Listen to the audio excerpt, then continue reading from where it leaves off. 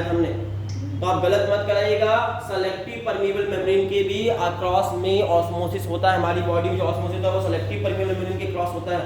हमारी बॉडी की cell membrane क्या है, सेलेक्टिव या सेमी है? सेलेक्टिव परमेबल मेम्ब्रेन है। ह्यूमन की सेल मेम्ब्रेन जो है, सेल मेम्ब्रेन हमारी जो है वो है सेलेक्टिव परमेबल मेम्ब्रेन है, और इसके अक्रॉस भी ऑस्मोसिस होता है, इसलिए सेलेक्टिव परमेबल मेम्ब्रेन भी सही आंसर है। सेमी परमेबल भी सही है, सेलेक्टिव परमेबल भी सही है। यहाँ पर सेलेक्टिव परमेबल मेम्ब्रेन की जगह में डिफरेंशियल लिख दिया है।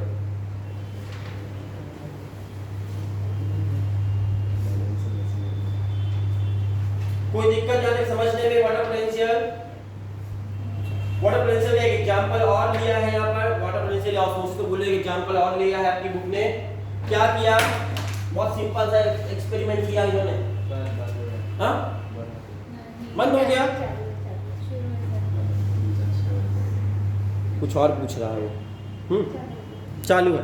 तो बोल क्या रहा है, ध्यान समझने। एक और एक्सपेरिमेंट दिया है यहाँ पर। एक बीकर लिया, बीकर समझते हो, ये बीकर लिया, इस बीकर में कुछ सॉल्यूशन भरना है। क्या भरना देखते हैं, पढ़ेंगे अभी क्या करवा रहा है। और इसमें एक फनल रखने को कह दिया, एक फनल लगाने को बोल दिया, फनल डालने के लिए बोल दिया।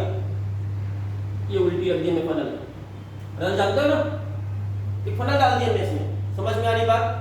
और यहाँ पर फनल में यहाँ पर जो पैक ये एरिया था, यहाँ पर से ये सेलेक्टिव पर सेमी परमेबल मेम्ब्रेन लगा दी, सेमी परमेबल मेम्ब्रेन लगा दी। समझना ध्यान से क्या क्या एक्सपेरिमेंट सेटअप लगवाया उसने। ये बीकर है, बीकर में कुछ भरना है, क्या भरना है पढ़ेंगे। वाटर भरवाया है, ठीक है, पढ़ लेते हैं क्या भरवाया हुआ इसमें। इसमें भरवाया वाटर, इसमें भर दिया हमने वाटर, बीकर में भर दिया हमने वाटर। ये क्या रख दी, फनल रख दी। फनल में कहीं और छेद नहीं, इसी ये वाला पोर्शन छेद था ना यहाँ पर। यहाँ पर हमने क्या लगा दिया, सेमी परमेबल मेम्ब्रेन लगा दी। यहाँ पर सेमी परमेबल मेम्ब्रेन लगा दी, मतलब सेमी परमेबल मेम्ब्रेन है, सिर्फ कौन अंदर जा सकता है, इस पार से उस पार। अब यहाँ पर जो एरिया था, ये फनल के अंदर हमने क्या भर दिया, तो फनल के अंदर हमने भर दिया सुक्रोज सॉल्यूशन भर दिया। यहाँ पर सुक्रोज का सॉल्यूशन भर दिया। अब देखना एक्सपेरिमेंट आपके सामने है, बहुत अच्छे सोच के आंसर देना। सुक्रोज सॉल्यूशन भरा मतलब कंसंट्रेशन यहाँ का हाई होगा या लो होगा, हाई होगा। सुक्रोज ज्यादा है यहाँ पर, हाई कंसंट्रेशन हो गया। और यहाँ पर क्या प्योर वाटर है, मतलब कंसंट्रेशन लो होगा, क्या हाई होगा, लो। यहाँ पर लो कंसंट्रेशन ऑफ सुक्रोज है, सॉल्यूट है। सॉल्यूट कंसंट्रेशन यहाँ पे कम है, किसका लो है, याद रखना, वाटर का कि सॉल्यूट का, सॉल्यूट का कंसंट्रेशन प्योर वाटर में सॉल्यूट कंसंट्रेशन लो होता है, लो सॉल्यूट। और यहाँ पर हाई सॉल्यूट, सॉल्यूट कंसंट्रेशन यहाँ ज्यादा होगा, सुक्रोज ज्यादा होगा। कितनी सी बात समझ में आ रही है। वाटर कंसंट्रेशन कहाँ क्या होगा, फिर वाटर कहाँ ज्यादा होगा, कम कहाँ होगा, बीकर में बाहर पानी ज्यादा होगा, क्योंकि सॉल्यूट कम है, इसलिए मोर वाटर, मोर वाटर। यहाँ पर लेस वाटर कंसंट्रेशन वाइज बात करें तो 100% वाटर है यहाँ पे कम पानी है कंसंट्रेशन वाइज। अब बताओ बीच में सही परमेबल मेम्ब्रेन है, कहां से कहां पानी जाएगा, ज्यादा पानी से कम पानी में या कम पानी ज्यादा पानी में, ज्यादा से कम में। किसका कंसीडर करोगे, सॉल्यूट को देखकर कंसीडर करोगे या फिर वाटर का देखकर करोगे, पानी को जाना है ना। Semi permeable selective permeable membrane के साथ तो पानी ही जाता है, इसलिए पानी कंसंट्रेशन जहां पर ज्यादा है वहां से पानी कंसंट्रेशन जहां कम है वहां की ओर मूव करेगा। मतलब यहां ए मान के रखते हैं, उसको बी मान के रखते हैं, तो वाटर कहां से कहां जाएगा, ए टू बी मूव करेगा। और यहाँ पानी कंसंट्रेशन हाई होगा, तो मान लो यहाँ तक सुक्रोज सॉल्यूशन भरा था, ये डॉट तक यहाँ तक सुक्रोज सॉल्यूशन था, तो आपको एक्सपेरिमेंट के बाद क्या देखने मिलेगा कि पानी का लेवल यहाँ पर ऊपर उठ जाएगा। तो कोई पूछेगा पानी का लेवल इतना क्यों उठा, ड्यू टू ऑस्मोसिस। समझ में आई बात, ऑस्मोसिस हुई, कहां से कहां, ए से बी की ओर पानी मूव किया। समझ में आई बात, लो कंसंट्रेशन ऑफ सॉल्यूट से हाई कंसंट्रेशन ऑफ सॉल्यूट की ओर वाटर मूव करता है ऑस्मोसिस में, या हाई कंसंट्रेशन ऑफ वाटर से लो कंसंट्रेशन ऑफ वाटर में वाटर मूव करता है, जैसे आपको अच्छा लगे। पानी जहाँ ज़्यादा होगा वहां से पानी जहाँ कम होगा वहां की ओर जाएगा। क्यों? इक्विलिब्रियम मेंटेन करने के लिए। इसलिए इस प्रोसेस को सेलेक्टिव परमेबल मेम्ब्रेन के थ्रू जाएगा, इसलिए क्या बोलेंगे? ऑस्मोसिस या डिफ्यूजन? ऑस्मोसिस वर्ड यूज करेंगे। नहीं समझ पाए हो? प्रीवियस क्लास लेक्चर देख लेना, पढ़ा चुके हैं अच्छे से डिफ्यूजन, ऑस्मोसिस और डिफ्यूजन। खत्म हो गया? कोई दिक्कत? तो यही वाला एक्सपेरिमेंट पूरा पैराग्राफ पढ़ लेना अच्छे से। पैराग्राफ नहीं पढ़ा है, ये एक्सपेरिमेंट का पूरा पैराग्राफ था, ये सेटअप बनाकर दिखा रहा है और पूछ रहा। अब आगे जाकर उसने क्या किया? सॉरी, अब अगला एक्सपेरिमेंट उसके बगल में एक और डायग्राम है, मत टेंशन लो, नहीं कुछ नहीं, मौसम चेंज हुआ है इसलिए सर्दी हुई। अब देखेंगे अगला, इसके बगल में एक एक्सपेरिमेंट है, उस पे देखेंगे ऐसा लगा हुआ है, प्रेशर लगा हुआ है, पिस्टन एक लगा हुआ है जिससे प्रेशर लगा सकते हैं, जनरेट कर सकते हैं। अभी क्या हो रहा था? पहले केस में प्रेशर नहीं लगाए थे तो पानी ऊपर चढ़ रहा था कि नहीं चढ़ रहा था? लेकिन अब दूसरा केस में अगर यहां से प्रेशर लगा दे तो पानी ऊपर चढ़ पाएगा क्या? ऑस्मोसिस हो पाएगी क्या? A to B water move करेगा? कितना प्रेशर? जितना प्रेशर में A से B वाटर का मूवमेंट रुक जाए, उस प्रेशर, वह प्रेशर जो ऑस्मोसिस की प्रोसेस को रोक दे, उस प्रेशर को कौन सा प्रेशर कहते हैं? ऑस्मोटिक प्रेशर कहते हैं, OP कहते हैं। ऑस्मोटिक प्रेशर है ये। कितना लगेगा? जितने में आपका A से B में वाटर जाना बंद कर दे, ऑस्मोसिस होना रुक जाए, उतने प्रेशर को ऑस्मोटिक प्रेशर कहते हैं। ये देखो यहाँ पे दूसरे एक्सपेरिमेंट प्रेशर लगा दिया, समझ गए? सब कुछ सेम है, पानी अभी भी भरा हुआ है, यहाँ से कोई सॉल्यूशन भरा हुआ है, ठीक है? यहाँ मेम्ब्रेन है, लेकिन फिर पानी अब A से B में जाएगा क्या? नहीं जाएगा। क्यों नहीं जा रहा? क्योंकि ऑस्मोटिक प्रेशर काम कर रहा है। ऑस्मोटिक प्रेशर प्रिवेंट कर रहा है किसको? ऑस्मोसिस की प्रोसेस को। क्लियर है? हाइपरटोनिक सॉल्यूशन में वाटर को जाने से रोक रहा है, पानी को मूवमेंट करने से रोक रहा। ऑस्मोसिस की प्रोसेस को स्टॉप करने की कैपेसिटी किसके पास होती है? Osmotic pressure. ज्यादा प्रेशर लगा देंगे तो पानी उल्टा निकलने लगेगा, कम लगाएंगे तो पानी घुसने लगेगा। लेकिन वो कौन सा प्रेशर जिसमें नो मूवमेंट हो जाए, नेट मूवमेंट जीरो हो जाए? ऑस्मोटिक प्रेशर में ये दोनों ना यहाँ से यहाँ जाएगा ना वहां से यहाँ आएगा, रुक जाएगा सब कुछ। खत्म हो गया ये वाला डायग्राम और ये वाला पैराग्राफ पढ़ लेना, रीडिंग मार लेना। तो वाटर पोटेंशियल हम लोगों ने कंप्लीट कर डाला विदाउट एनी प्रॉब्लम। अच्छा, एक पैराग्राफ छूट गया। हाँ, ये कुछ चीज छूट गई है, थोड़ा सा एक दो लाइन देख लेते हैं जो छूटी है। टाइम है ना? कितना हो गया? बचे हैं ना अभी? हाँ, चलो एक दो चीज एग्जाम में जहां से क्वेश्चन आता है वो देख लेंगे। एनसीईआरटी का एक लाइन है जहां से अक्सर एग्जाम में क्वेश्चन आता है, डिफ्यूजन, फैसिलिटेट डिफ्यूजन और एक्टिव ट्रांसपोर्ट में डिफरेंस का एक चार्ट बना हुआ है और यहां से क्वेश्चन एग्जाम में आ चुके हैं और आ सकते हैं। देख सकते हो ये चार्ट जो बना है, आपको पढ़ा चुके हैं डिफ्यूजन क्या होता है, ऑस्मोसिस क्या होती है, सब पढ़ा चुके हैं। फैसिलिटेट डिफ्यूजन, एक्टिव ट्रांसपोर्टेशन सब पढ़ा चुके हैं। इनमें डिफरेंस पूछता है, बताना फैसिलिटेट डिफ्यूजन में प्रोटीन जरूरत होती कि नहीं होती? नॉर्मल डिफ्यूजन में, सिंपल डिफ्यूजन में कोई प्रोटीन जरूरत नहीं है। एक्टिव ट्रांसपोर्ट में है, दो जगह जरूरत होती है प्रोटीन की, फैसिलिटेट डिफ्यूजन में और एक्टिव ट्रांसपोर्ट में प्रोटीन की जरूरत पड़ती है, स्पेसिफिक प्रोटीन की, बाकी जगह नहीं पड़ती, सिंपल डिफ्यूजन में नहीं पड़ती। इसलिए देख लो लिखा है पहला, required special membrane protein, simple diffusion में, फैसिलिटेटिव ट्रांसपोर्टेशन में, एक्टिव ट्रांसपोर्टेशन में। क्लियर है? दो में होती है, एक में नहीं होती। दूसरा क्वेश्चन है, देख देख कर आंसर मत दो, अपने सोच के आंसर दो। कौन सा हाईली सेलेक्टिव है, कौन सा सिलेक्शन करता है? फैसिलिटेट डिफ्यूजन सिलेक्शन करता है कि नहीं करता? प्रोटीन से होके जाना है, क्या प्रोटीन सभी को जाने देगा? प्रोटीन बड़ा स्पेसिफिक होता है, जिसके लिए बना है उसी को जाने देगा। वो चैनल गेट सबके लिए गेट नहीं है, जिसके लिए है उसको सेलेक्टिव परमिएबिलिटी देता है फैसिलिटेट डिफ्यूजन में प्रोटीन। और एक्टिव ट्रांसपोर्ट में सेलेक्टिव है कि नहीं है? सेम है, दोनों में प्रोटीन है ना।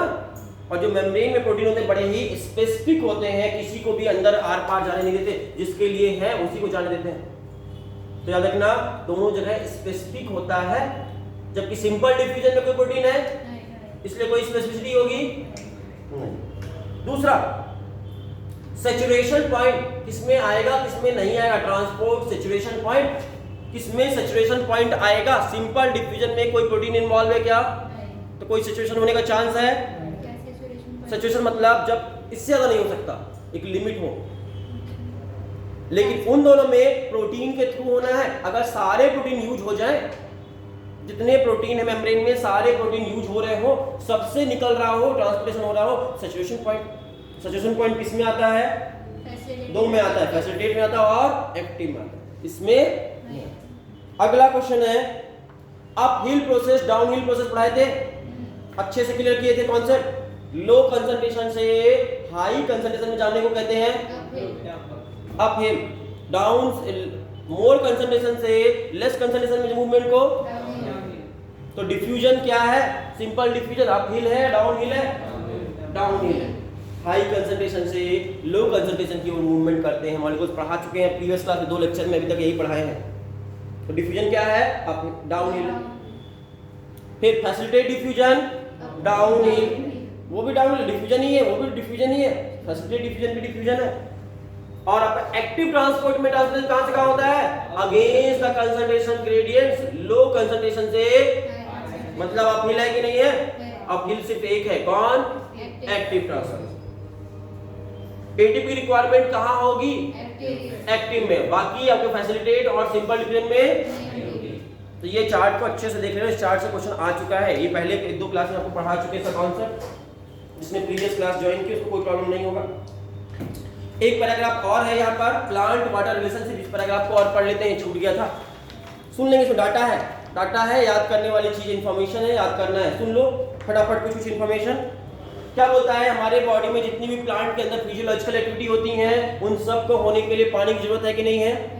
What is very essential for the all type of physiological activity? Clear है पहली लाइन, इन द प्लांट। दूसरी लाइन बोलता है व्हाट इज प्रोटोप्लाज्म। प्रोटोप्लाज्म की डिफिनेशन लिखा है। प्रोटोप्लाज्म क्या होता है? तो लिखता है इट इज नथिंग, प्रोटोप्लाज्म कुछ भी नहीं है। क्या है? एक वाटर का सॉल्यूशन है जिसमें कुछ चीजें घुली हुई है। बोलता है, सुनना यहाँ पर, protoplasm of the cell is nothing but the water in which different molecules are dissolved and suspended, जिसमें कुछ चीजें डिजॉल्व है, कुछ चीजें सस्पेंडेड है, कुछ घुली है, कुछ नहीं घुली। पानी में कुछ चीज घुली हुई, कुछ नहीं घुली हुई चीजें मिक्स है, और उसी को हम प्रोटोप्लाज्म कहते हैं। प्रोटोप्लाज्म कहाँ होता है? सेल के अंदर। तो what is protoplasm? It is a water solution, water का सॉल्यूशन है जिसमें कुछ चीजें डिजॉल्व है, कुछ चीजें सस्पेंडेड।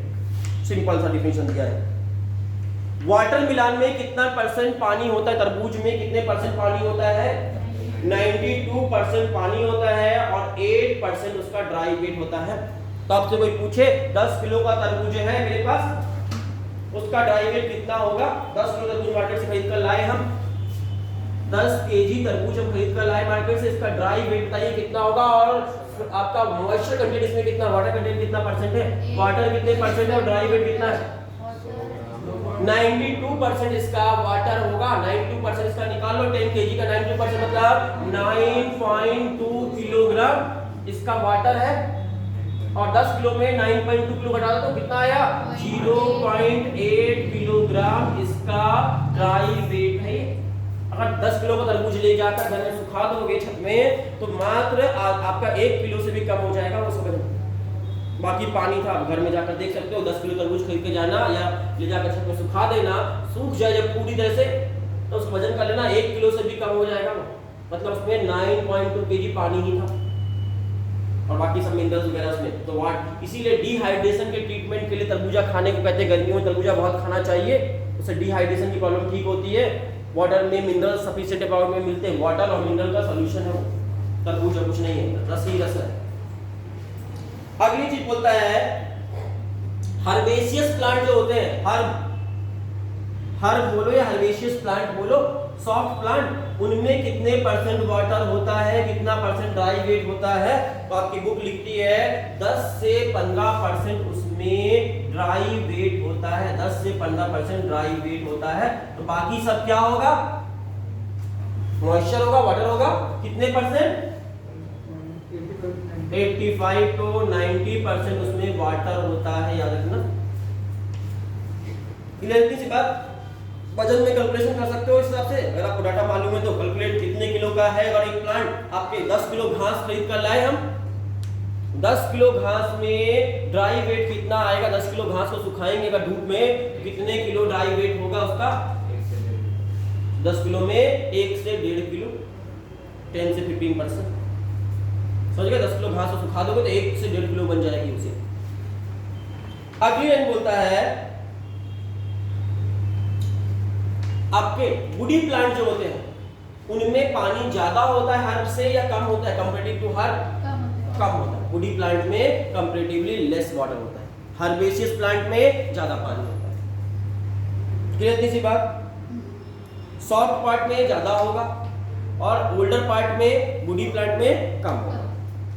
अगला क्वेश्चन बहुत इंपॉर्टेंट है, आपके क्वेश्चन में आने लगे। ड्राई सीड है मेरे पास, सूखा हुआ चना, चने के दाने घर में जो सूखे हुए आते हैं आपके घर में, तो ड्राई सीड है, इसमें वाटर कितने परसेंट होगा? एग्जाम में आने लायक क्वेश्चन है। वाटर परसेंट 0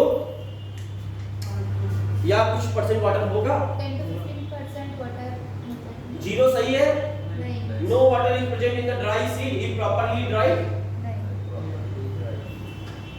अगर सीड को मैं अच्छे से धूप में सुखा दिया है चना, घर में स्टोर रूम में स्टोर करने के लायक हो गया, स्टोर रूम में स्टोर किया है चना ड्राई कर, उस चने में, चने के सीड में पानी होगा या नहीं होगा? मॉइस्चर कंटेंट होगा या नहीं होगा? नहीं होगा। यस होगा।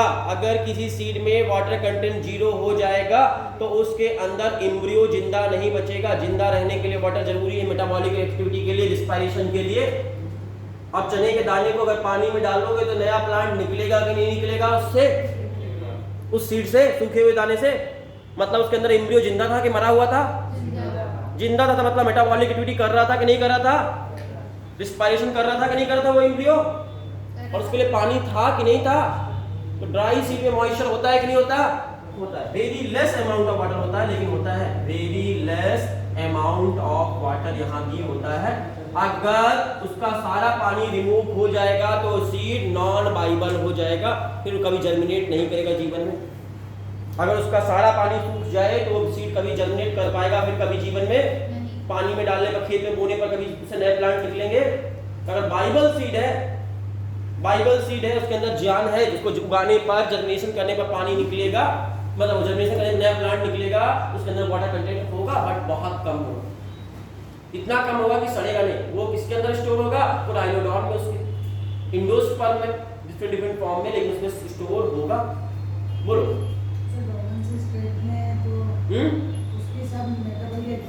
बट रिस्पायरेशन चल रहा होगा। एम्ब्रियोनिक विदाउट रिस्पायरेशन वो कैसे जिंदा रहेगा? बहुत स्लो चल रहा है, बट चल रहा है। रिस्पायरेशन रेट 0 नहीं है, वेरी लेस है, क्योंकि मॉइस्चर कंटेंट लेस है, इसलिए रिस्पायरेशन कंटेंट लेस है। ग्रोथ बहुत स्लो है, एम्ब्रियोनल ग्रोथ कर रहा है, एम्ब्रियो ग्रोथ भी कर रहा है, लेकिन बहुत स्लो कर रहा है। सीड के अंदर पानी डालते ही उसकी सब कुछ फास्ट हो जाएगा, बाहर निकल जाएगा। अगर पानी निकाल दोगे फिर तो मर जाएगा पेड़, सीड जिंदा नहीं रहेगा। देखो लिखा है अ सीड में अपीयर ड्राई, देखने में ड्राई दिखेगा बट स्टिल हैज वाटर, फिर भी इसमें पानी होता है। Otherwise it would not be able alive and respiring, वरना वो कभी जिंदा नहीं होगा, अंदर में सीड मर जाएगा, रिस्पायरेशन नहीं कर पाएगा। क्योंकि टेरेस्ट्रियल प्लांट, टेरेस्ट्रियल प्लांट जमीन में रहने वाले पौधे को पानी की जरूरत ज्यादा होती है कम होती है? Terrestrial plants required more water और लेस वाटर? जल्दी से बोलो। मोर वाटर की जरूरत होती है इनको जिंदा रहने के लिए। टेरेस्ट्रियल प्लांट्स को जिंदा रहने के लिए बहुत ज्यादा पानी की जरूरत होती है। तो बताते हैं, जल्दी समझना। आपका एग्जाम्पल के तौर पे पूछा जाए कि आपके सामने एक कॉर्न का प्लांट एग्जाम्पल में लिया गया, आपकी बुक में दिया है। कॉर्न प्लांट समझते हो? मक्का। कॉर्न का प्लांट को देखा जाए तो एक दिन में कितना पानी पी जाता है? एक पेड़ एक दिन में लगभग 3 लीटर पानी पी लेता है। एक प्लांट कॉर्न का, मक्का का प्लांट जो बोते हो, देखे हो, खेती देखे हो? एक पेड़ एक दिन में कितना पानी चाहिए उसको? अगर तुम्हारे वहां पे जितना प्लांट लगाए हो, 100-200 प्लांट लगाए हो, सोचो कितने लीटर पानी चाहिए एक दिन में? एक पेड़ तो नहीं लगाओगे, खेत में लाखों हजारों पेड़ लगे होते हैं, हजारों पेड़ और हजारों लीटर पानी चाहिए। सही है आंसर। एक पेड़ एक दिन में कॉर्न का कितना पानी एब्जॉर्ब करता है? Approx 3 litre. आपका दूसरा एग्जांपल आपकी बुक में लिखा हुआ है मस्टर्ड का। मस्टर्ड के बारे में लिखा हुआ है कि मस्टर्ड का जो प्लांट होता है वो 5 घंटे में अपने वजन के बराबर पानी पी जाता है। छोटा प्लांट होगा तो 5 घंटे में अपने वजन के बराबर पी जाएगा। 1 ग्राम का होगा तो 1 ग्राम पानी पिएगा, 100 ग्राम का होगा 100 ग्राम पानी पी जाएगा। बड़ा प्लांट हो जाएगा तो बड़ा पानी पिएगा। अपने वजन के बराबर पानी कितने घंटे में पी लेता है? हर 5 घंटे में। एवरी 5 आवर में, पर 5 आवर में इक्वल टू देयर वेट अपने वजन के बराबर पानी पी जाता है एवरी 5 आवर में। आपकी बुक में लिखा है। इसका मतलब पानी ज्यादा चाहिए टेरेस्ट्रियल प्लांट को, कम चाहिए? ज्यादा चाहिए। इनका इतना सारा पानी करते क्या है? ये फिजियोलॉजिकल एक्टिविटी में यूज करते क्या है इतना सारा पानी को? याद रखिएगा, अपने वाटर का लगभग जितना एब्जॉर्ब करते हैं इसका 99% वाटर ट्रांसपायरेशन में उड़ा देते हैं। बर्बादी है पानी की। 99% वाटर इसको ट्रांसपायरेशन में प्लांट्स उड़ा देते हैं। सिर्फ 1% of the water is used for the metabolic process. Other metabolic process के लिए सिर्फ 1% वाटर यूज होता है, बाकी 99% वाटर जो है इनके वो ट्रांसपायरेशन प्रोसेस में उड़ जाता है। क्लियर है? इतनी सी बात। ये 2 डाटा याद कर लेना। पहला डाटा, कॉर्न का प्लांट 3 लीटर पानी एब्जॉर्ब करता है पर डे। मस्टर्ड प्लांट अपने वेट बराबर हर 5 घंटे में, और इनका जितना पानी एब्जॉर्ब करते हैं मैक्सिमम पानी ट्रांसपायरेशन में उड़ जाता है। 99% वाटर ट्रांसपायरेशन उड़ जाता है, सिर्फ 1% मेटाबॉलिक प्रोसेस में यूज होता है फिजियोलॉजिकल एक्टिविटी। वाटरमेलन में आपका 92% वाटर होता है, हर में आपका 10 से 15% ड्राई वेट होता है। ड्राई सीड में भी थोड़ा बहुत पानी होता है very small amount of water, 0 water नहीं होगा। ये डाटा था। और इसलिए प्लांट की लाइफ में पानी इंपॉर्टेंट है कि नहीं है? प्लांट और वाटर का बहुत क्लोज रिलेशनशिप है, और यहाँ तक हमने पढ़ डाला है। अब नेक्स्ट क्लास में आपको पढ़ाएंगे प्लाज्मोलाइसिस, या उसके अलावा कुछ चीजें और भी पढ़ाएंगे जो एनसीईआरटी में डायरेक्ट नहीं लिखी हुई है बट इनडायरेक्टली आपके थोड़ा बहुत दी हुई है कहीं कहीं पर, तो वहीं पर डिस्कस करेंगे। Thank you.